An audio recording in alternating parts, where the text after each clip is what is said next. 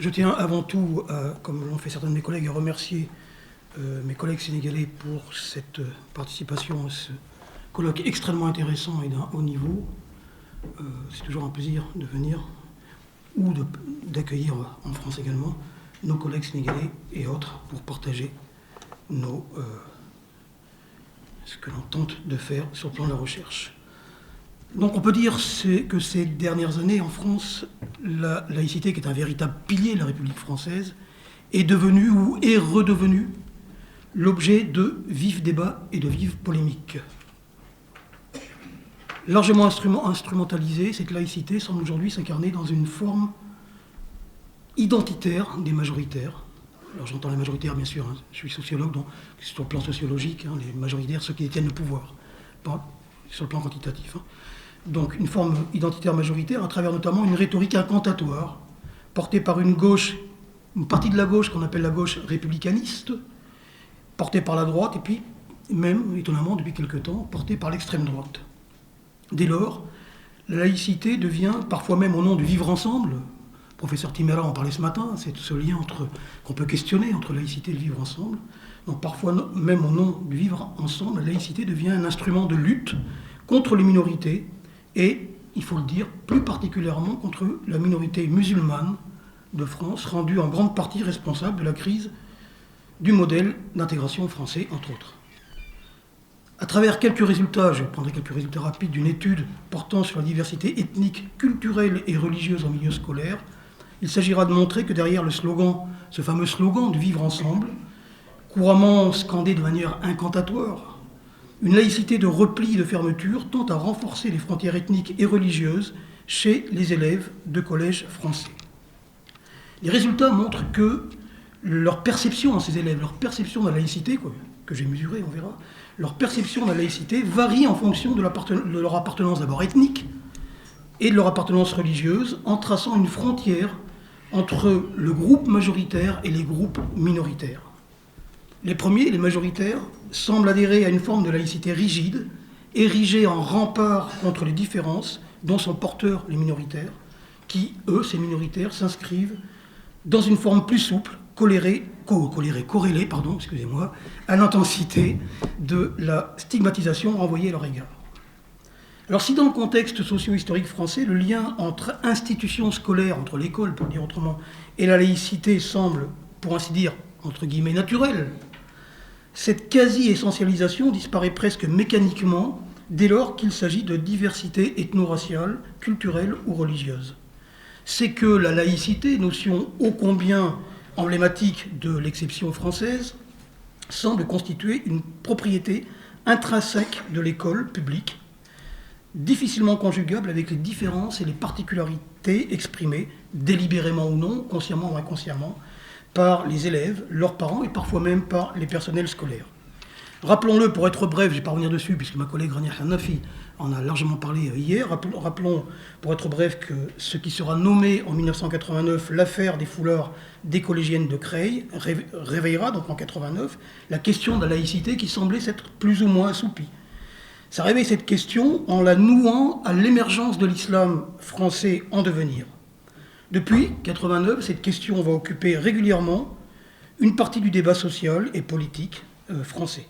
Viendra la loi du 15 mars 2004, je ne vais pas revenir aussi non plus, hein, qui s'appelle la loi sur le port des signes ou des tenues manifestant une appartenance religieuse dans les écoles, collèges et lycées publics, mais cette loi, qui s'appelle comme ça, a été communément dénommée, dans le sens commun, on l'appelle comment? On l'appelle la loi du foulard. C'est clair, comme ça c'est clair, on voit pour qui elle a été faite. La loi du foulard, c'est pas la loi de la kippa, c'est pas la loi du turban cire, c'est pas la loi c'est la loi du foulard, dans le sens commun. Donc on peut dire que cette loi représente en quelque sorte le point d'orgue, sans pour cela l'achever bien évidemment, de ce processus. Et aujourd'hui, on le voit, il existe un délit d'atteinte à la laïcité, et notre ministre français de l'Éducation nationale, qui fait partie de la diaspora, au moins pour son père, qui est un Sénégalais, puisque c'est Pape Ndiaye, est en train de compter le nombre d'atteintes, ce qu'on appelle d'atteintes à la laïcité, puisqu'on a un délit d'atteinte à la laïcité. Donc il y avait un décompte là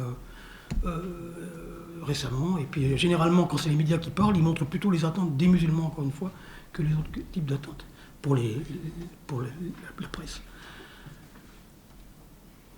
Voilà. Donc on peut dire que depuis la série des dramatiques attentats perpétués en France à partir de l'année 2015, et plus récemment avec l'assassinat par un élève de l'enseignant Samuel Paty, on peut dire que la France vit des heures difficiles, où s'entremêlent à la fois de graves problèmes de sécurité publique, liés aux menaces terroristes, et une crise économique, sociale féroce. Une crise économique et sociale féroce, pardon. Plongé au cœur d'une Europe qui a du mal à tenir ses promesses et d'une planète mondialisée, le pays perd de sa grandeur et de son prestige aux yeux du monde. Alors, face aux angoisses individuelles et collectives qui en résultent, la laïcité est sollicitée et elle serait offerte en quelque sorte au peuple comme une forme de remède miracle, comme un des éléments d'un remède miracle. Servi sur un mode incantatoire, sa capacité de rassemblement est mise en avant pour favoriser le lien social, apaiser un tant soit peu les craintes identitaires. Et encore une fois, on ramène le vivre ensemble. Ce vivre ensemble revient à la laïcité comme pour le vivre ensemble, mais la laïcité aussi pour l'égalité des sexes, pour l'égalité des genres. Bon, c'était le débat que soulevait Prof. Timara ce matin, qui est un petit peu relié à plein de choses. Identitaire. Donc pourtant c'est bien cette qualité fondamentale du vivre ensemble, s'il peut exister, qui est détruite par son instrumentalisation, par l'instrumentalisation de la laïcité. Instrumentalisation essentiellement politique et médiatique. Notre collègue magistral le montrait bien hier, cette instrumentalisation politique et médiatique. Car plutôt que de rassembler, cette laïcité instrumentalisée donc divise, renforce au risque de voir se développer de part et d'autre des mécanismes de protection pour défendre et consolider les valeurs fondamentales des uns au détriment de la demande de reconnaissance des autres, reconnaissance définie par Charles Taylor comme un besoin vital. Cette compétition pourrait alors s'inviter sur le terrain identitaire sous la forme d'une lutte entre le conservatisme des uns et la demande de reconnaissance des autres. Sur fond de post-colonialisme larvé, comme le rappellent Bancel et Blanchard et Le Maire, sous fond de post-colonialisme larvé, la laïcité, instrumentalisée par les plus radicaux de tous bords, de tous les côtés, se verrait alors érigée en symbole de la civilisation contre la barbarie, pour les uns, et en symbole de l'oppression, du racisme, de l'islamophobie pour les autres. Initialement pensée pour favoriser une forme de cohésion sociale, favoriser l'égalité, l'équité, on en parlait ce matin, cette laïcité devient, sous couvert de valeurs républicaines et démocratiques plutôt galvaudées, elle devient liberticide, in fine, pour certains. Elle fragmente, elle divise, elle stigmatise, elle exclut et elle discrimine. Pour éviter de tomber dans ce piège, il y a là, semble-t-il, urgence à libérer la laïcité de ses carcans idéologiques et partisans, afin de la penser de manière apaisée comme un élément de rassemblement, de cohésion et d'inclusion sociale. Le débat franco-français sur la laïcité reste vif, et si les tenants du dialogue et du compromis existent, à chaque extrême, à chaque extrémité, les positions peuvent s'avérer radicales, et si la laïcité constitue incontestablement un pilier de la nation française, ne serait-il pas alors temps de la repenser comme un principe inclusif à la lumière de la réalité pluraliste de la société française du XXIe siècle? Donc, cette communication s'appuie en partie sur le résultat d'une recherche, je ne vais pas vous montrer tout, centrée sur la diversité ethnique, religieuse et culturelle en milieu scolaire. Et j'ai proposé 2 ou 3 résultats afin d'analyser le rapport des collégiens et des collégiennes à la laïcité française en fonction de leur origine ethnique et de leur appartenance religieuse ou non religieuse et confessionnelle. Les résultats, très rapidement, sont issus d'une enquête par questionnaire distribuée dans 6 collèges de l'Académie de Bordeaux auprès de 900 élèves de classes de 4e et de 3e implantés dans des zones socialement et économiques diversifiées, dont 2 de ces établissements sont intégrés dans ce qu'on appelle des établissements de zone d'éducation prioritaire, qui sont donc des établissements des quartiers défavorisés. Sur le plan méthodologique, très rapidement, il a fallu que, puisque je veux avoir la perception de la laïcité par les collégiens et collégiennes, d'un point de vue ethnique et d'un point de vue religieux. Donc il va bien falloir que je définisse l'origine ethnique des élèves. Avec un problème en France, c'est qu'il est interdit de définir l'origine ethnique des élèves, enfin de qui que ce soit d'ailleurs. Bon, les sociologues, les politologues, on a trouvé quelques moyens de le faire de manière légale, parce qu'on va pas aller. Donc pour le faire de manière légale, bon, moi j'ai fait de manière très simple, j'ai posé une question sur la nationalité de l'élève. Quelle est ta nationalité? Quelles sont tes nationalités? Tu peux en mettre jusqu'à 3. Quelles sont la nationalité de ton père, la nationalité de ta mère? Quel est ton lieu de naissance? Quel est le lieu de naissance de ton père, le lieu de naissance de ta mère? À partir de là, j'arrive à reconstruire 95% de mon échantillon, c'est-à-dire d'attribuer une catégorie ethnique, une origine ethnique aux élèves. Il y en a qui vont très vite, ils me disent je suis guadeloupéen, c'est très simple, comme ça je mets, c'est pas une nationalité, mais je mets antillais. Voilà, donc ça permet, sur le plan mythologique, d'expliquer un petit peu comment ça se passe. 85%, donc je reconstitue mon... Évidemment, du coup, je vais construire des catégories ethniques, puisque les catégories ethniques n'existent pas en France, elles sont interdites. Aux États-Unis, au Canada, vous allez voir les statistiques, tout de suite, vous avez le nombre d'Indiens, de Chinois, de machin, etc., etc. En France, donc c'est moi-même qui dois construire ma catégorie ethnique. Alors évidemment, elle est discutable. Hein. Alors très rapidement, ce qui ressort dans les catégories ethniques de mon échantillon, c'est une catégorie France. Hein. Alors évidemment, catégorie ethnique à ne pas confondre avec la nationalité. Hein. France, Afrique, Maghreb, Europe, Turquie, Outre-mer France, mixité France-Europe, Maghreb, mixité France-Afrique, Maghreb, mixité autres et autres. Alors souvent, quand je fais des conférences sur le continent, ici, on me dit « Oui, mais pourquoi tu sépares les Maghrébins des Africains ?» Les Africains sont les Maghrébins. Et les Maghrébins sont les Africains, pardon. Sauf qu'en France, on comprend bien que, ethniquement parlant, le Maghrébin, c'est une catégorie ethnique bien désignée, et l'Africain, c'en est une autre. Puis d'ailleurs, dans les Africains, des fois, on met les Antilles, ça n'a rien à voir, mais bon. Voilà. Donc, ça, c'était pour mesurer l'origine ethnique. Pour la religiosité, j'ai mesuré à partir de 4 questions. Croyez-vous en l'existence de Dieu? Avez-vous une religion? Oui, non. Si vous avez une religion, vous considérez pratiquant, moyennement pratiquant, peu pratiquant, non pratiquant. Donc c'est une autodéclaration de sa pratique religieuse. Et si vous le souhaitez, vous voyez, je prends des gants parce que c'est très compliqué en France, si vous le souhaitez, pouvez-vous m'indiquer quelle religion? Ce qui me pose quelques problèmes méthodologiques, parce qu'un élève qui me répond chrétien, est-ce qu'il est protestant, est-ce qu'il est catholique, est-ce qu'il est évangéliste, c'est pas la même chose. Bon, alors, certains m'ont dit chrétien, d'autres... Généralement, les élèves musulmans répondent très fièrement « Je suis musulman, muslim, la ilaha illallah, Allahu Akbar » sur le questionnaire. Oui, ils écrivent les trucs. Les élèves catholiques répondent très timidement. Très timidement. C'est très compliqué d'être élève catholique en France, en réalité. Très timidement. Et puis, les élèves évangélistes et tout répondent... Bon, c'est plus compliqué, quoi. Ils mettent protestants, mais voilà. Mais les musulmans, par contre, sont toujours très fiers de répondre musulman, enfin, etc. C'est un... Voilà, en gros, un truc. Il y a cette... Voilà, c'est un truc.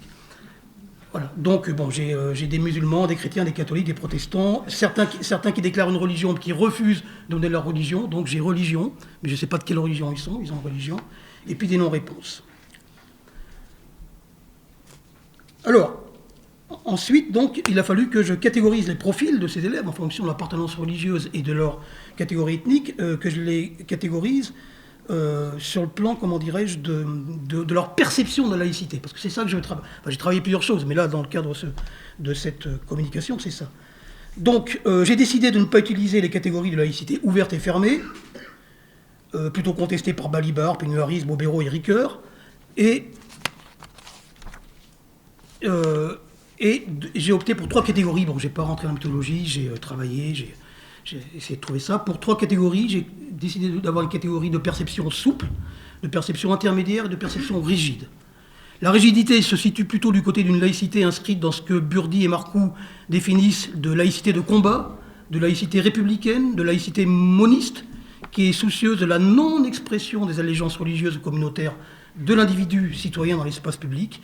Et la souple, elle, est plutôt du côté de ce que les mêmes auteurs nomment la laïcité démocratique, plus ouverte aux différences, au libre jeu de la sécularisation des espaces sociaux. Et puis l'intermédiaire entre les deux. Voilà. Donc j'ai construit, j'ai mis en place un certain nombre d'opérations statistiques pour construire un indice de perception de la laïcité. Je n'ai pas rentré dans la méthodologie là. Et du coup, je vais avoir perception souple, intermédiaire et rigide. Donc, quelques résultats rapidement pour finir, pour voir un petit peu en quoi ça peut jouer. Alors, en ce qui concerne essentiellement sur le plan d'origine ethnique, c'est-à-dire l'origine ethnique, c'est est-ce que certes, je suis français de nationalité, mais est-ce que je suis un arabe, est-ce que je suis un maghrébin, est-ce que je suis un africain, est-ce que je suis un chinois, est-ce que je suis un turc, etc. Donc, est-ce que je me considère comme ça? Sur le plan d'origine ethnique,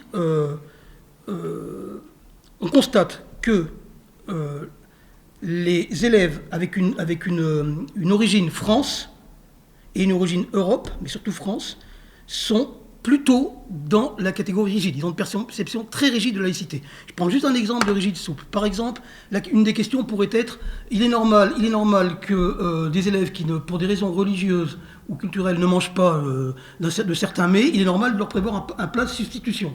Si on met non, c'est pas normal, c'est rigide. Oui, c'est relativement normal, c'est intermédiaire. Oui, c'est normal, c'est souple. Hein, pour vous donner un peu l'idée du... Puis il y a plusieurs questions à échelle comme ça. Donc, la catégorie France est très majoritairement dans la catégorie rigide. De l'autre côté, on trouve les deux catégories Maghreb et Turquie, qui eux sont plutôt souples, qui ont une perception souple. Et puis on a l'Afrique qui est intermédiaire. L'Afrique est intéressante parce que quand on a la catégorie ethnique Afrique, il faut la diviser en fait après avec la religion. J'ai fait ça par exemple à Bordeaux, j'ai fait ça à Marseille avec Rania Hanafi. L'immigration africaine de Bordeaux est d'abord une immigration catholique. L'immigration africaine de Marseille est une immigration musulmane. Les Comores en gros. Beaucoup, d'accord. Et du coup, certes, l'origine ethnique africaine joue, mais l'appartenance religieuse va faire des différences aussi, d'accord. Donc l'Afrique, du coup, comme elle est au milieu dans ce première chose. La France est surreprésentée d'un point de vue statistique dans la rigide, et sous-représentée dans le souple. C'est-à-dire qu'il y a plus de Français dans la catégorie rigide qu'il ne devrait y en avoir statistiquement, et moins dans le souple qu'il ne devrait y en avoir. Et pour les Maghrébins, ils sont, eux, surreprésentés dans le souple, d'un point de vue statistique.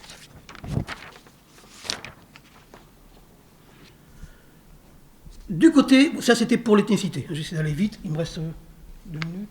Oui, c'est bon, je suis dans les temps, d'accord. Du côté de l'appartenance religieuse, le fait de déclarer ou non une appartenance religieuse sur la perception, influe sur la perception de la laïcité. C'est à la question avez-vous une religion, oui, non. Le fait de dire oui, de dire non, ça a une influence sur la perception de la laïcité.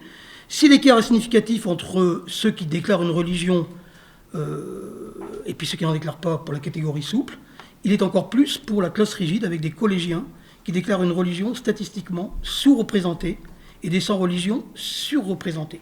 Autrement dit, plus vite, dans la catégorie rigide, on a beaucoup plus d'élèves. Les élèves qui ne déclarent pas de religion sont surreprésentés dans la perception rigide de la laïcité. En matière de croyance, est-ce que tu crois en Dieu ou pas? Alors, sachant qu'en France, j'ai mis, est-ce que tu crois en Dieu? J'ai mis 4 modalités. Oui, non, je ne sais pas, j'ai des doutes. Quand j'ai fait ça en Tunisie ou au Maroc, on m'a dit hey. Elle a dit Haïda, enlève cette question. Tu parles à qui? D'accord, hein? Vous voyez Donc en France, j'ai bien mis les 4. Hein, c'est-à-dire oui, non, je ne sais pas, j'ai des doutes. Donc, en matière de croyance en Dieu, donc, les croyants sont surreprésentés dans la catégorie souple. Quand on déclare une croyance, on est plutôt dans les souples, et sous-représentés dans la catégorie rigide. Donc, voilà, il faut bien retenir ça. En matière de pratique religieuse, alors là, quand on n'est pas pratiquant du tout, quand on déclare on a une religion, on est croyant, on n'a pas de pratique, pratique pas.